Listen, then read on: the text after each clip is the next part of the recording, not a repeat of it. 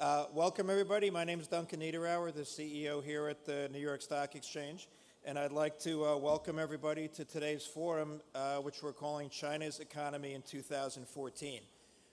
For us, we love doing events like this, and hopefully that is obvious to all of you, since this is not the first or second year, but the fifth year in a row that we've been doing this. And I think it's quite an auspicious time, given that this year is also the 35th anniversary of diplomatic relations between the United States and China. So before I make a couple of remarks and turn it over to Steve, just a quick thank you to the National Committee on U.S. China Relations, and another thank you to the China Center for Economic Research and all of our other sponsors. We're happy to provide the venue, but we couldn't do it without help from the sponsors. A special thank you to many of the attendees and several of the speakers as well. You will see from the agenda that people have traveled in many cases around the world to be here today. So I just said to Carla, I can think of no better way to kick off 2014. This is really the first full business day of the year, and to have a standing room only crowd, I think is a powerful symbol. I think it's also a powerful symbol of being together today, because the two countries have so much that we should be talking about. These are the two most important economies in the world, and I think if we can find our way together, then the world has an easier time finding its way along the way in 2014. Now, we've got a lot to live up to with 2013 just having come to a close. If you think about what transpired in 2013, we saw the once-a-decade leadership transition in China. We finished the year here in the United States with virtually every index at an all-time high. We led the world in IPOs last year. The United States capital markets had nearly 250 IPOs last year, so the economy is alive and well. We heard from the Federal Reserve late last year that the inevitable tapering will begin, which I actually view as a positive sign. I'm sure we'll hear from some of the economists on the panels today how they feel about it. And the Chinese government also recently announced its own financial reform agenda. So 2013 was a pretty exciting year, and I'm sure 2014 will be more of the same. As I said, I was very proud of the NYSE's role in the IPO market last year. I think we proved that the capital markets were open, the capital markets were alive and well, and for the third year in a row, the NYSE was the global leader in IPOs. This year's IPOs also included several Chinese companies as they started to find their way back to market. It was also an exciting year for us personally, because we live and work in a very global industry that needs to continually find ways to consolidate and scale itself. So we were happy late last year to complete our business combination with the Intercontinental Exchange. So we embark on 2014 as part of a new, stronger, bigger company. So I'm pretty sure that 2014 will be equally exciting. As I said, there's no better way to kick it off than this forum today. We love hosting programs like this here. We think we have this amazing convening power, and we love for it to manifest itself by hosting things like this, but we couldn't do it without great partners like the National Committee on U.S. China Relations. So I'd now like to turn the podium over to my friend, Steve Orlins. Thanks, Steve.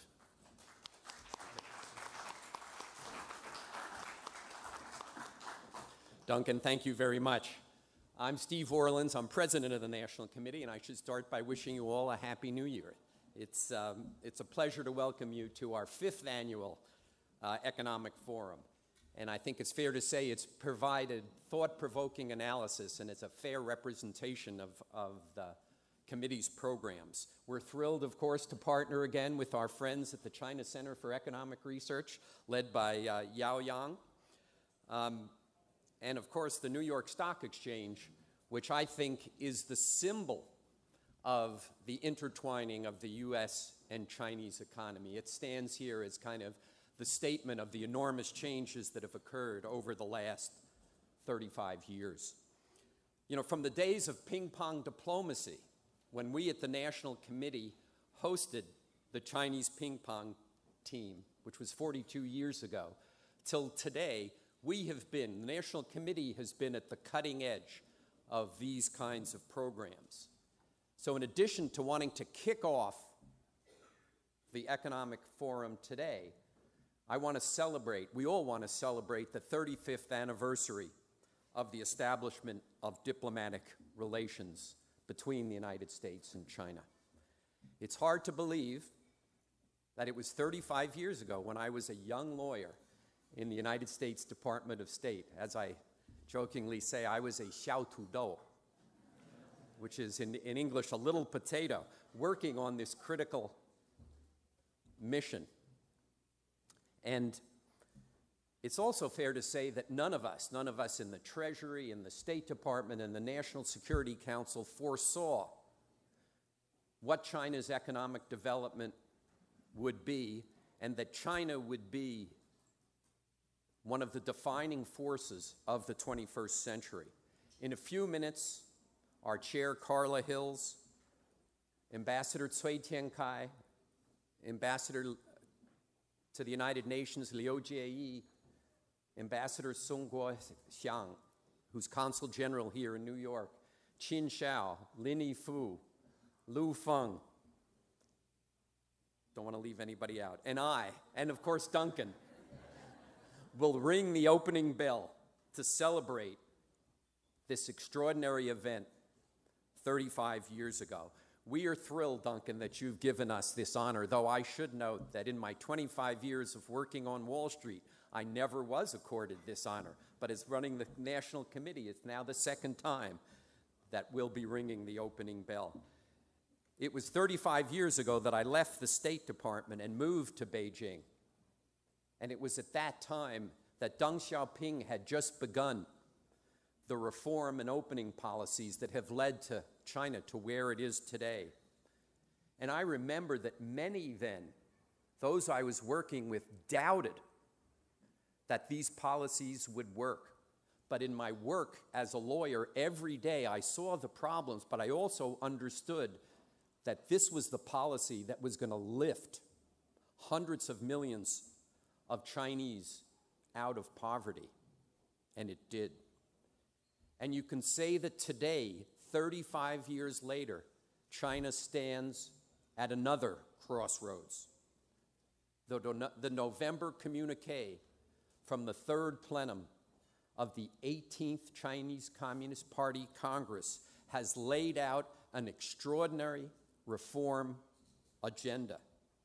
The implementation of that agenda will determine the future of China and the future of the U.S. China relationship. So we are thrilled today that we have some of China's most respected economic thinkers on how these issues will play out in the coming year. You have their bios, so I won't take time to recount their impressive accomplishments, but suffice it to say, we are all in for a treat. Let me just thank our co-sponsors of today's program.